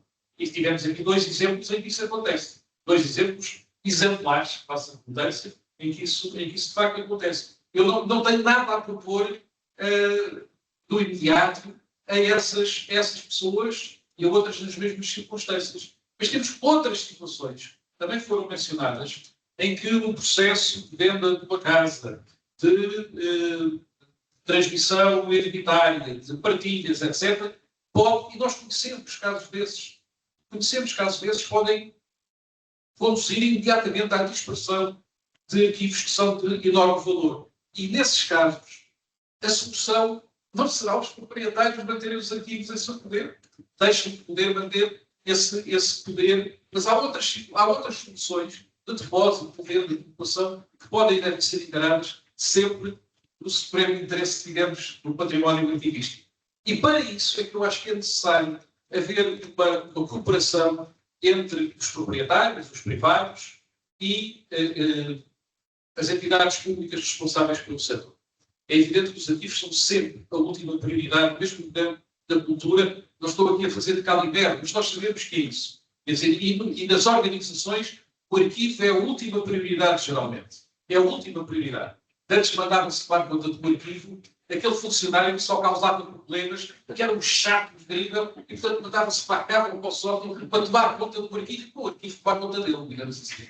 Hoje, felizmente, já não temos essa situação, como não temos, em geral, não temos essa situação, como não temos também uma situação de desconfiança absoluta dos privados em relação ao Estado e do Estado em relação aos privados. Queremos, portanto, partir dos passos que foram dados, dos passos positivos que foram dados, façamos um levantamento das situações diferenciadas e tentemos, de acordo com as diferentes situações, encontrar soluções imediatas, de médio ou de longo prazo, para os diferentes casos que há. Esta sensibilidade existe. Encontramos aqui uma resposta da parte da Torre do Tombo, a Torre do Tombo veio em auxílio, não precisa do meu auxílio, mas me disse o diretor da Torre do Tombo, a Torre do Tombo não tem neste momento a tutela do património arquivístico nacional. É quem tem a Direção-Geral do Livro, dos Arquivos e das Bibliotecas. Então, o Tombo é o Arquivo Nacional, mas não tem tutela sobre, por exemplo, os arquivos distritais. Se estiverem a dizer as neiras, Não. e, portanto, nós temos de conversar entre os privados e as entidades públicas com essa responsabilidade a forma de acorrermos a situações ou de apoiarmos, ou de aconselharmos, ou de darmos orientações técnicas para situações que são de facto muito diferenciadas. Daí a necessidade, do meu ponto de vista, a necessidade de um tal passo de um encontro entre a Associação Portuguesa dos Arquivos Históricos Privados e a Direção-Geral do Livro, dos Arquivos e das Bibliotecas. Isso pode ser, ninguém se vai sentir mal nessa opinião. Pode ser o primeiro passo, mutuamente conveniente, para encontrarmos soluções para as tais diferentes situações. Não há, do meu ponto de vista, e com isto termino, não há uma fórmula única para a resolução dos problemas. Há a noção de que é preciso ter diversidade, maleabilidade e espírito de diálogo, que eu creio que pode existir entre, e que existe já em larga medida, entre muitos detentores proprietários de ativos privados e entidades públicas com responsabilidade na área do setor. E creio que as intervenções que aqui foram feitas, quer por representantes dos privados, quer por representantes de algumas entidades públicas neste campo, são animadoras para aquilo que se pode seguir. Muito obrigado. Eu, nesta altura, faria aqui um pequeno comentar, não sendo especialista desta matéria, mas acho que sim, acho que deve haver uma geometria variável, se calhar, de soluções, não é? Porquanto entre os 1000 depósitos de arquivos, digamos, musicais, entre as não sei quantas centenas, se calhar, de arquivos familiares ou privados que estarão espalhados pelo país, e entre as várias razões que devem preocupar, já não estou a falar de novas invasões francesas ou novos terremotos de 1755, mas nem as traças, mas quer dizer, mas as partilhas, enfim, há muitas razões que podem acontecer para que, quanto maior é a dispersão, maior é o risco, se calhar. Também não estou a dizer que se vá para uma solução única, mas quer dizer, a tal geometria variável, se calhar, pode ser virtuosa. Estou a dizer isto a propósito também daquilo que na minha área profissional agora me tenho ouvido, no seguimento do que foi o apagão de abril do ano passado e que foi a tempestade Christine já este ano, que a nível do governo tem havido um trabalho, está quase feito, da identificação das chamadas infraestruturas críticas. Os arquivos não estão lá, de facto, das infraestruturas críticas, mas se calhar era crítico perdermos os arquivos. E, portanto, há que definir um pouco, se calhar, e nas infraestruturas críticas estamos a defender quais são as críticas em termos de produção de energia, produção de água, coisas desse género, de aeroportos, portos, enfim, o que são as infraestruturas críticas? E é claro que temos a noção de que quanto maior é a dispersão, mais difícil é assegurar a defesa das infraestruturas críticas. Eu tenho para mim que é crítico preservar os arquivos. Agora, eu não vejo com facilidade identificar 1000 sítios onde há arquivos musicais e identificá-los, cada um deles, como crítico. É crítico haver esses, e não se pode correr o risco de os perder. Agora, a forma de os organizar, centralizar, de forma a garantir a sua preservação, mas também a sua divulgação, é um exercício. Acho que eu não estou a disponibilizar para entrar nesse processo, mas estava só a dar a comparação com outras áreas em que, pronto, eu acho que passa muito por uma geometria variável, não pode ser, se calhar, e a habilidade e a realidade nacional, regional, enfim, municipal, vai permitir, se calhar, começarmos a dar passos para essa racionalização, digamos. Obrigado. Queria acrescentar um ponto relativamente ao trabalho notabilíssimo que a Biblioteca Nacional tem vindo a fazer no que diz respeito aos descontos literários. Graças à ação do António Brás de Oliveira e das pessoas que com ele trabalharam, tem sido, de facto, desde o arquivo do Fernando Pessoa, Vitrine Pésio e por aí fora, é um trabalho notabilíssimo, o trabalho que tem sido feito. As instalações no Estado existem. Os recursos humanos é que é o ponto. Parece que está a falhar. Obrigado, Sr. Temos ainda espaço para uma mais intervenção, esclarecimento. Então, próximo. Muito obrigado. E, portanto, felicitando a Fundação Cidade de Lisboa e os participantes, queria lançar aqui, eu não vou dizer uma pequena provocação, mas é uma pequena parte. Aproveitando o que o professor disse no início, eu, no início deste mês, completei 57 anos de atividade profissional, sempre na atividade privada. Portanto, nunca, não tenho nada contra, mas nunca. Quando participo ou assisto com muito prazer a estes debates, e peço desculpa desta intervenção, eu ouço sempre dizer, eu sei que há umas centenas de milhares de servidores do Estado, dignos servidores do Estado, e não estou a pôr em causa a sua competência ou vontade, mas sempre que eu assisto a um debate destes, todos os intervenientes dizem que não há recursos humanos. Não há recursos humanos, não há recursos humanos, não há recursos humanos. Portanto, a solução seria ter 2 milhões de servidores do Estado, se calhar, e depois seriam precisos 3 milhões, porque nunca há recursos humanos suficientes. Por isso, eu, na minha opinião de não especialista de nada destas áreas, apenas um interessado, um aprendiz destas coisas, acho que seria sempre muito útil a colaboração entre as entidades públicas e as entidades privadas. E muitas vezes fica mais barato ao Estado um financiamento, seja em ao contado, seja em benefícios fiscais, seja o que for, do que estar a criar estruturas, aumentar as estruturas existentes, que pela experiência que eu tenho, nunca são suficientes. Por isso eu peço desculpa desta pequena intervenção e se diz alguma coisa de errado, eu negocio. Muito obrigado. Muito obrigado também. Mais uma última tal intervenção, Sr. Senhor. Olá, boa tarde. Eu vou ser telegráfico. Meu nome é Daniel Protásio e eu venho aqui trazer muito rapidamente a perspectiva do historiador, que ainda não foi aqui referida. Profissionalmente também sou arquivista, mas queria só, como disse, dizer duas breves notas. Em primeiro lugar, saudar esta iniciativa, porque me parece que este tipo de mesas redondas são muito úteis por todas as matérias que aqui foram trazidas. Por outro lado, portanto, penso que é uma iniciativa não só de louvar, como a reproduzir num futuro não muito longínquo. Por outro lado, reforço aqui talvez a importância de outras sinergias, como a Associação Portuguesa das Casas Históricas ou Antigas, no meio dos quais existirão sócios de solares ou de casas nobres que terão ou não arquivos privados. Eu sou sócio da associação. E com a Associação Portuguesa de Turismo de Habitação, em Ponte Lima, que é talvez uma forma, ou poderia eventualmente ser uma forma de ajudar a financiar um pouco esta questão da manutenção dos arquivos privados, em particular muitos deles, de facto, ligados a casas semelhantes. E é só. Obrigado. Muito obrigado.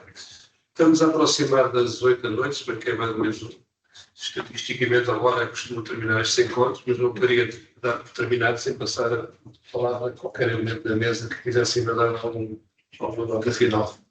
Luís. Eu queria só sublinhar mais uma vez aquilo que eu penso que é a essência deste debate, que é temos que estar preparados para falar uns com os outros. E quanto mais depressa e mais profundamente conseguimos falar, melhor para todos. Isto parece uma bênção de Batal, mas não é. Isto, no fundo, é estes passos que a gente tem que dar. E não, no fundo, não há razão para não os darmos, penso eu. É uma parte, porque podemos dar um passo inteiro. O passo não é de 1 metro, é de 40 centímetros. Depois para a semana, talvez, isso pode existir. Muito bem. Eu lembro sempre de um mestre grande que eu tive na minha vida profissional e que dizia uma frase muito sábia: nunca uma boa ideia que tenha sido bem apresentada deixou de ser bem apoiada. Se não foi apoiada, das duas uma, ou não era uma boa ideia, ou não foi bem apresentada, ou as duas coisas. Nós que haja capacidade de fazer isso. Bem, vamos dar aqui por terminar então esta mesa redonda. Acho que foi um tempo muito bem emprego e agradeço a presença de todos e agradeço particularmente aos membros desta mesa disponibilidade para estarem aqui hoje. Muito obrigado a todos.